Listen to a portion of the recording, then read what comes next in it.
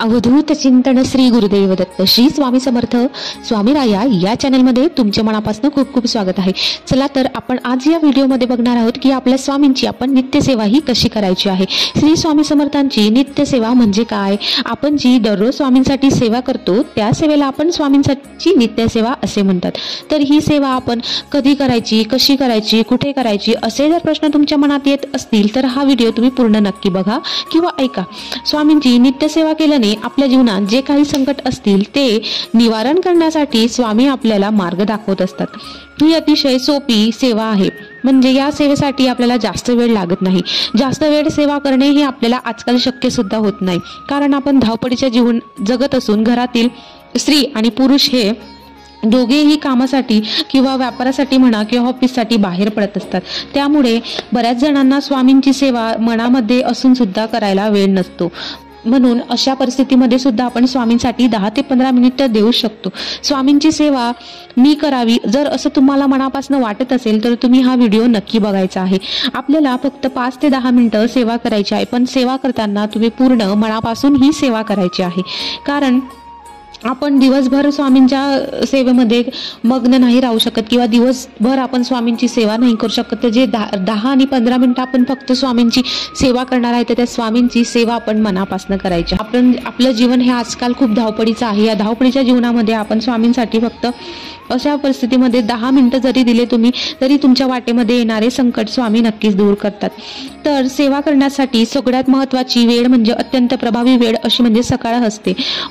पण जर तुम्ही ऑफिसला जात असाल तर थोडं 5 ते 10 मिनिटं तुम्ही लवकर उठायचं आहे। म्हणजेच की तुम्ही 6 वाजता उठत असाल तर तुम्ही 5:30 किंवा 5:45ला उठून शुश्रूषुभूत वगैरे होऊन तुम्ही स्वामींची नित्यसेवा करायची आहे। सर्वात महत्त्वाची स्वामींच्या नित्यसेवेमध्ये सर्वात महत्त्वाच्या 2 सेवा आहेत, ती म्हणजे की एक म्हणजे 11 माळी जप। 11 माळी जप आपण श्री स्वामी समर्थ या मंत्राचा करायचा आहे। 11 माळी जप म्हणजेच की आपण 108 वेळा जेव्हा जप करतो तेव्हा ती एक माळ आपण पूर्ण करतो, तसंच आपल्याला 11 माळी पूर्ण करायचा आहे। श्री स्वामी समर्थ या मंत्राचा जप आपण करायचा आहे। 11 वेळेस तुम्हाला शक्य नाही झाल्यास तुम्ही एक माळ करायची आहे, पण ती पण मनापासून करायची आहे। पण तुम्हाला जर वेळ असेल तर तुम्ही 11 माळी नक्कीच करा, हे तरी म्हणजे तुमच्यासाठी पण आणि सगळ्यांसाठी चांगलेच असेल। तसेच स्वामींचा तारक मंत्र तुम्हा सगळ्यांना माहीतच असेल। निशंक हो निर्भय हो मनारे, प्रचंड स्वामी बडपाटी शिरे, अतर्क्य अवधूत हे स्मैत्रगामी, अशक्य ही शक्य करतील स्वामी।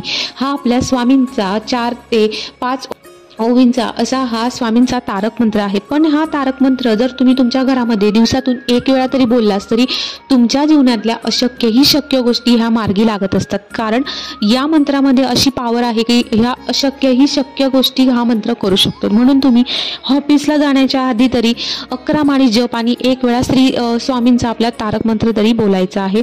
जर तुम्ही सकाळी ऑफिसला जात असाल तर संध्याकाळी ही सेवा तुम्ही करू शकतात। म्हणजे तुम्हाला सकाळी वेळ जर नाही मिळत तर तुम्ही संध्याकाळी ही सेवा केली तरी चालते।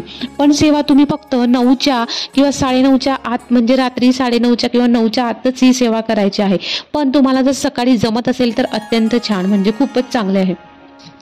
जर तुम्हाला जर थोडासा अजून स्वामींसाठी वेळ देता येऊ शकेल, म्हणजे तुम्हाला जर मनापासून अजून तुम्हाला वाटत असेल की स्वामींसाठी मी अजून वेळ द्यायला पाहिजे, अजून तुमच्याकडे वेळ असेल तर तुम्ही श्री स्वामी समर्थ यांचे स्वामी चरित्र सारामृत या ग्रंथाचे दररोज 3 अध्याय वाचायचे आहेत।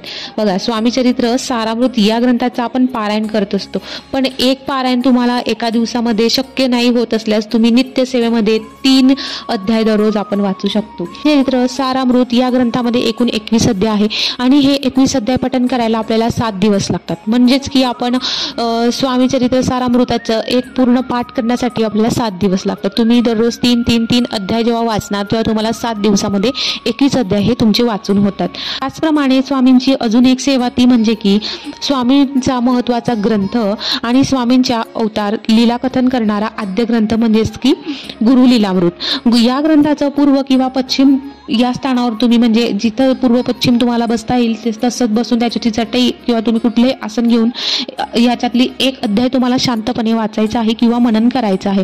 पण तुम्ही जर नोकरी करणारे असणार किंवा व्यवसायाच्या गडबडीत असणार तर संपूर्ण एक अध्याय वाचणे तुम्हाला शक्य नाही झाल्यास तुम्ही गुरु लीलामृताचे 11 श्लोक सुद्धा पठण करू शकता. तरीही ही स्वामींची सेवा म्हणजे खूप मोठी सेवा होते, पण ही सेवा पण तुम्हाला मनपूर्वक करायची आहे. आणि स्वामींची नित्य सेवा करताना तुम्हाला मासिक धर्म आला तर ते 4 ते 5 दिवस वगळून तुम्ही ही सेवा जमेल तशी करायची आहे. स्वामी चरित्र सारामृताचे म्हणजे स्वामी चरित्र सारामृत किंवा गुरु लीलामृत या ग्रंथाचे वाचन तुम्हाला नाही जमल्यास तुम्ही फक्त 11 माळी जप आणि स्वामींचं तारक मंत्राचं पठण तरी नक्की करा. म्हणजे तेवढीच तुमची स्वामींची ही अशी अत्यंत छोटी आणि प्रभावशाली सेवा तुमच्याकडनं घडेल. नित्य सेवा तरी स्वामी तुमच्यापासून नक्की करून घेतील. म्हणून जेव्हा तुमची नित्य सेवा सुरू असेल तेव्हा तुमची स्वामी परीक्षा बघतात. म्हणजेच की जेव्हा तुम्ही आधी स्वामींच्या सेवेमध्ये रुजू होणार, नित्य सेवा करणार, नित्य सेवा करायला सुरुवात करणार, म्हणजे ही स्वामींची नित्य सेवा तुम्ही कधीही आज जरी तुम्ही व्हिडिओ बघितला किंवा उद्या जरी व्हिडिओ बघितला तरी तुम्ही स्वामींची नित्य सेवा ही त्या दिवसापासून सुरू करू शकतात. तर स्वामी तुमची परीक्षा बघतात की माझा हा भक्त किती दिवस माझ्या सेवेमध्ये टिकून राहतो. त्यामुळे तुमच्या घरामध्ये जेव्हा तुम्ही नित्यसेवा सुरू करणार म्हणून तुमच्यामध्ये वाद होणार, घरामध्ये भांडण वगैरे तंटा होईल, नवरा बायकोमध्ये वाद होतात, कधी कधी आपली स्वतःची चिडचिड होते, काही अडथळे येत असतात. पण स्वामींची नित्यसेवा ही करणे विसरायची नाही. सकाळी नाही जमल्यास तुम्ही संध्याकाळी करा, रात्री करा 9च्या आधी, पण स्वामींची छोटीशी ही नित्यसेवा नक्की करा. कारण आपण स्वामींचे भक्त आहोत तर ही स्वामींसाठी आपण थोडाफार तरी आपल्या या जीवनातनं, धावपळीच्या जीवनातनं अर्धा तास तरी आपण स्वामीसाठी दिलाच पाहिजे. आणि जेवढे संकट तुमच्यावरती आहे तेवढे स्वामी तुमचे हे संकट निवारण नक्की करतील. म्हणून अशी ही अत्यंत साधी आणि सोपी छोटीशी स्वामींची सेवा करत तुम्ही तुमच्या जीवनाचा आनंद घेऊ शकतात आणि तुमचं जीवन हे सुखमय घालवू शकतात. व्हिडिओ आवडले असल्यास लाईक, शेअर आणि सबस्क्राईब करायला विसरू नका. श्री स्वामी समर्थ.